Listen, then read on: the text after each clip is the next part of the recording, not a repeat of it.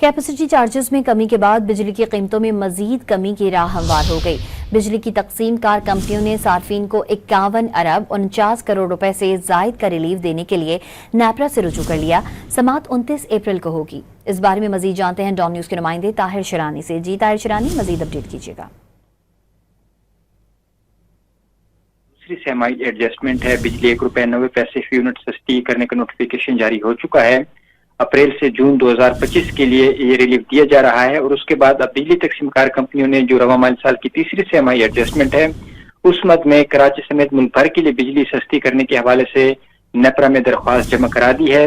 اگر منوعن منظور ہوتی ہے تو اس صورت میں بجلی صارفین کو 51 ارب 49 کروڑ 30 لاکھ روپے کا ریلیف ملے گا۔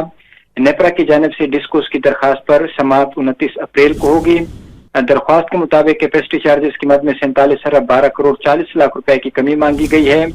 ٹرانسمیشن اینڈ ڈسٹریبیوشن نقصانات میں 2 ارب 5 کروڑ روپے کمی کی درخواست بھی کی گئی ہے۔ تاہم آپریشن اینڈ مینٹیننس کی مد میں 83 کروڑ روپے وصول کرنے کی درخواست کی گئی ہے۔ جنوری تا مارچ 2025 کی سہمائی ایڈجسٹمنٹ کا اطلاق الیکٹرک صارفین پر بھی ہوگا۔ نیپرا کی جانب سے سماعت ہوگی اور اس کے بعد فیصلہ وفاقی حکومت کو بھجوایا جائے گا، اور وفاقی حکومت کی منظوری سے جو تیسری سہمائی ایڈجسٹمنٹ ہے اس کو نوٹیفیکیشن جاری کیا جائے گا۔ جی طاہر شرانی اپڈیٹ کر رہے تھے، آپ کا بہت شکریہ۔